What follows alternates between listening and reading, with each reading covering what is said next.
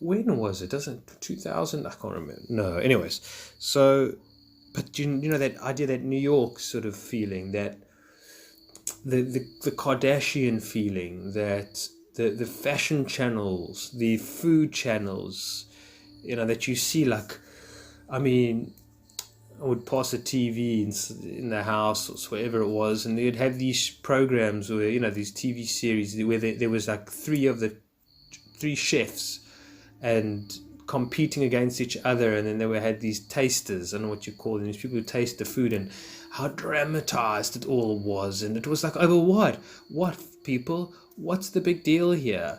Who and the way they talk about the food and the piece of fish and whatever it is, and it's like, and they play the dramatic music, and it was just such shite, such rubbish. Or like Treasure Island, or one of these, I don't know, that when they compete with each other, people on the islands, what do they call them, these TV series or whatever it is, and then you see the dramas and whatever, and it's just so, that theme, that constant theme, that constant, like low vibrational energy that people are completely sucked into, sucked into the phone, the same rubbish on Facebook, the same trash on Instagram, right? Just repetitive, the same game, the same kind of conversations or whatever it is. Wake up, go to eat, go to work, come back, sleep, watch TV, and repeat. That the repetitive cycle. And I think for some of us, we felt that that this lockdown story, where it has been of great benefit, it has been, there's no question about it, is that it stopped that for some time, right? It put a pause, like I've said before, on the rat race. And so it's been marvelous to have that kind of experience, to like, finally, it never stops, the rat race. It's never stopped since I've been born. Since I've been alive, and so it finally stopped, and it was so eerie. I mean, I remember the first days driving out in my car, when, for just essentials on the hard lockdown, and go to the grocery store. I remember I did a video on it. I recorded the video while I was driving, and like not a car in sight for like a 13 minute drive, and I just never felt this way before. I felt like I had taken some, intense, psychedelics or something like that, or whatever it was. It's just like so far out, right? But it was stopped, and it was like, oh, thank goodness, no noise from the highway, no air pollution from the cars or whatever it was. It was so bizarre, right? And so it was a real advantage to that, and a real deep experience, and it was something that was just so different, so unusual, okay? And sadly accompanied with the fact of just really having to be locked down, wasn't accompanied by that, and also all the pain and sufferings that are going on in the world and in one's home and in one's family and whatever it is, and now the future being so unsettling, and the restlessness and anxiety and whatever else that's been going on and will continue to carry on. And so now it's almost like the new chapter is not so much of the rat race right now. It's just about like what fire is absolutely raging out of control. Okay? What fire is raging out of control? And that's what I think it's going to be here on out. I mean, with people not having jobs, a lot of people, people losing their jobs because of technology, people losing their minds, whatever it might be. It's not the same story and narrative as it was before, right? I feel as well like it will go back to some degree of these consumer products, where people buy a handbag for like $20,000 or $60,000 or something like that, and the opulence. It will go back to some degree, but I also think that that's put a real burst in the bubble for now, and people are like, there's a lot of people don't have money, people aren't in that mood. I mean, people aren't going clubbing, right? They aren't going to having fancy gala dinners with their friends or something like that, get-togethers where they can wear their fine fur coats and jewelries and gold watches, Rolexes and things like that. Like these things, what are people when firstly they're not getting together. Eventually, when they do get together, it'll be like, whoa, what a shitstorm we've been through, right? And I don't know if that's going to pick up like it was before, the consumerism as it was, or just the opulence, not just the opulence, but the obsessiveness of material products and labels, folks. Oh, and I don't know if it's going to pick up like it. I think people are going to have to really get more back to basics in a sense. I'm not saying that they're going to be less superficial in their own being. I mean, maybe some, but and so and so there's just going to be fires one after the other, and we're moving into a new world, a new type of reality, okay? And it's very, very bizarre, and it's, and you're really always walking on eggshells because you don't know now who's so-called your enemy or who's your friend to a degree, who's on the same page as you. There's so much divide and conquer going on, right? And there's just so many different sort of paradigms. People are living in different paradigms right now that you don't know. And that's what's going to happen. It's like, you don't know what camp the other person is holding in. You don't know what they're thinking or how they're handling the situation or whatever it is, or something, how they're interpreting the events, how they are just dazed and confused or whatever it is. And more than that, just like we don't know each other anymore, and how to sometimes respond to one another. What's the correct thing to say? How far is the correct distance to stand from the person? What's, because again, everything's become so sensitive and on a knife edge. So, I mean, as human beings, we've created this massive anxiety about relationships and being in each other's company a lot of the time, right? And it's very unusual, folks. It's very, very unusual. I mean, I must say. So the thing is that, again, is that we are being acclimatized to a new kind of reality, which is really going to get very far out and very, I've been saying this for a while because I've kind of lifted it off Terence McKenna, where he says we'll become unrecognizable to ourselves,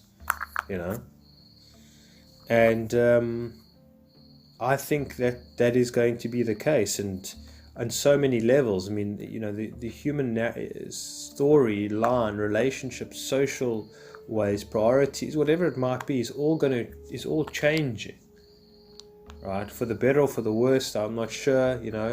A lot for the worst, I'm afraid, but it is what it is. And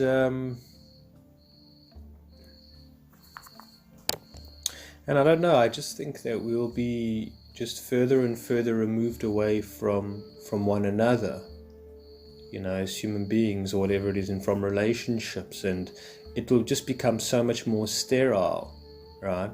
It'll all just become like very self-involved. I mean, not that we haven't been, but like, I can't look beyond myself at anybody else's suffering, as anybody else's traumas or troubles or what's going on. It's like I just have to fend for myself, right, a lot of the time. And I don't want to get too emotional with people, because even family members or cousins or whoever it is, or friends, because already my own self, handling my own emotions and my own heaviness and my own stresses and whatever it is. It's like hard to give other people the space, to hear about what they've been going through or what they are going through or something or other, and so we're going to retract a lot of ourselves, and I don't know. I mean, what will there be left to celebrate, folks? What I'm saying, like clubs or parties type of things. What will be, even Christmas, Thanksgivings, what will there be left to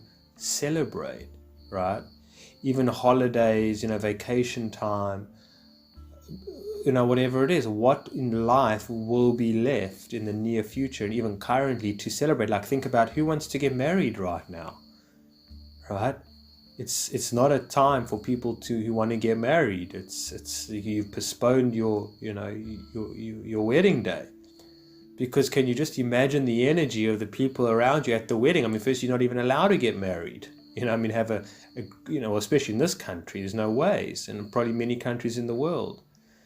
So it's like it would be very hard for most of us to remove, well, first, as human beings, to remove ourselves from this sort of very despairing, desperate narrative, right? Dense, heavy narrative. I mean, maybe it will be built up. Maybe when sports comes back, when it does, if it does. But I don't know. There's just so much woundedness from this situation and from life before that I think it's really put people, on a bender and just feeling like, I just dragging myself through the motions now.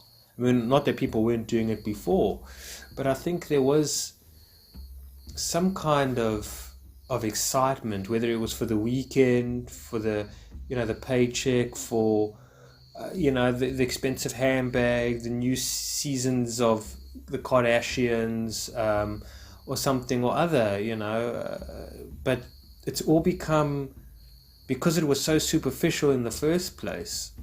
And what we're really needing now is deep meaning, deep significance, right? We don't have that. And so it's like, well, I don't know. I mean, this is what I'm thinking, but maybe I'm very wrong about it, but this is just whatever. But that's what I feel. It's that, like, it's okay. I'm just even too exhausted for the meaningless, for the superficial, right? I mean, it was like a way that maybe I could distract myself, something I could run towards, I could make meaningful of my life. But it's been like, I'm just exhausted now, because the superficial takes so much energy, right? It takes so much attention. It does. It takes more effort to be inauthentic. I really feel that it does to be authentic, right? I really feel that it takes, I'm saying there's more sacrifice that needs to be made, with authenticity.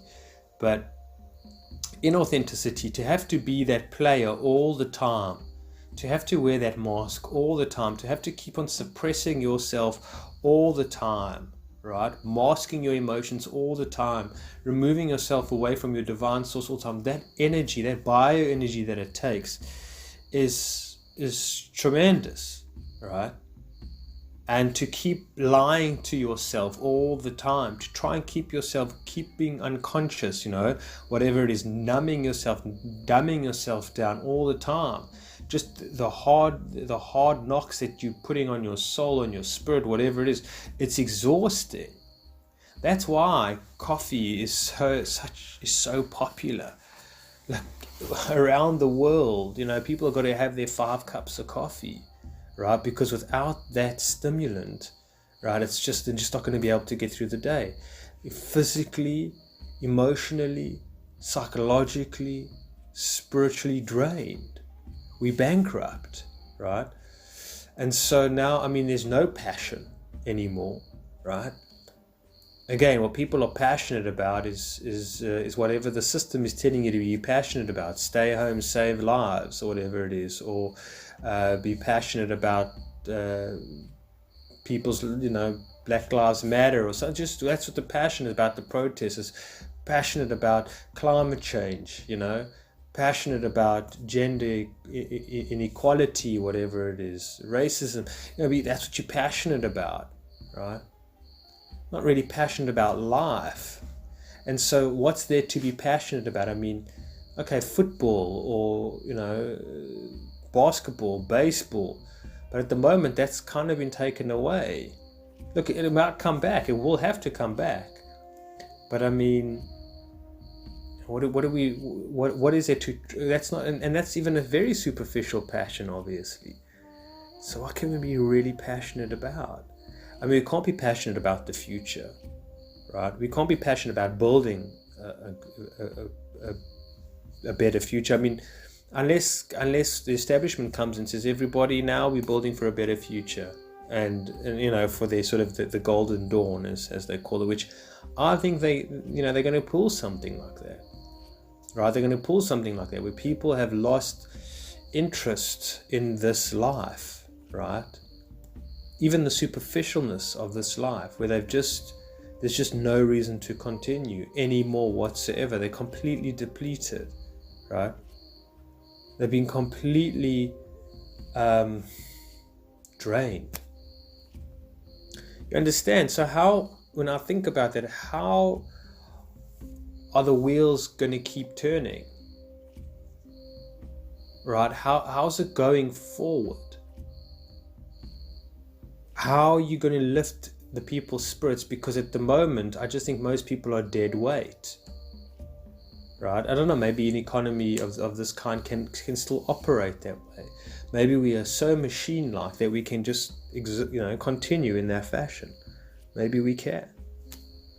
And we're just dragging these bones and these organs and this muscle and this flesh around, to keep ourselves somewhat busy and just put food down the pipe type of situation, to a certain degree. I don't know, because how far it can go without having a sense of wonder, a sense of adventure, a sense of mystery, a sense of progress, a sense of heartfulness, right? Purpose, value, significance, wholesomeness. It hasn't been for a very long time, but how much further can we go without it? Are we not, at the last rung of it? Are we at the bottom of the barrel of it? There's no question about it.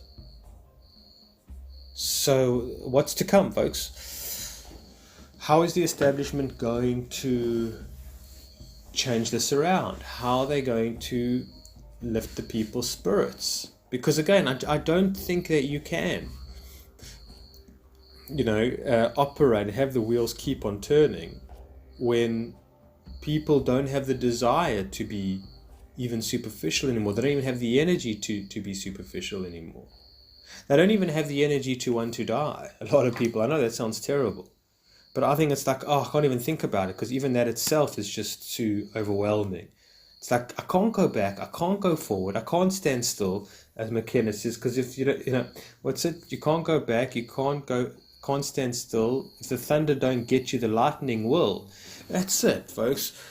Paint it into a corner, whatever it is, back up against the wall. It's like in limbo. What are you doing? What's going on? It's like, what is it? We're in purgatory. It's purgatory, folks. That's what it is. And so how long can this continue for? And also a question, how worse can it still get?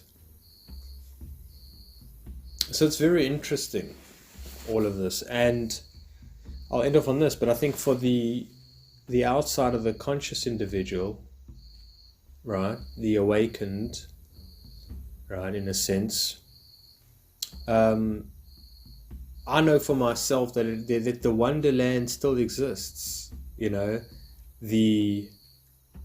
radiance is still well and alive, right? Like I say, I feel it in my dreams. Okay, I feel it in moments throughout my days, no question about it. The rays of sun pierces through the darkness just for a moment, and I know that it exists. Thank goodness I know that it exists. When I was back in 2007, I had no idea that there was any light beyond the darkness. I had no conception about that whatsoever, right? And it was those rays of light that touched me, in the darkness, that I moved towards more of the light, and I built more of a relationship with the light and the knowing of the light, right? And that changed things for me, obviously. But for most people that don't believe it, right? Can you imagine being in such a scenario, such a situation? Oh, for heaven's sake. But it is what it is. It is what it is, isn't it? So I don't know, I could be wrong. I think maybe, but I don't think things are not going back to the way that they were before. There's no question about it. The start of this decade, start of the golden dawn, it is here, folks. There's no question about it. And so it's just going to get more and more wild, right? and it's just going to get more and more unrecognizable. And we in a year's time, I'm telling you, if we had to look back from this day, let's say 2021, and look at what people have believed, how they've been convinced, how they've been imprinted, how they've been conditioned, how they've been programmed, right, into the system, how they believe the most absurdest of things, the most irrational, what over you would look at them and say, there's no ways. This person, they don't even have a head on their shoulders. They are completely built and made up of the narrative of whatever's gone on. They are complete, bits and pieces. They believe, the most impossible things, the most irrational things. And things that, like, you look and you say, how can you believe that? How can how can that be true for you? And it's like, this is as true as it gets, as authentic as it gets. And it's all from the media. It's all from the politicians. It's all from, the establishment. And it's like completely not. It's like they've told you the sky is green. Everyone's saying the sky is green. It's always been green. You'd be like, you know that it's not green. Whatever it is. It will be far out. They'll say I have 11 fingers. So you don't have 11 fingers. Count them.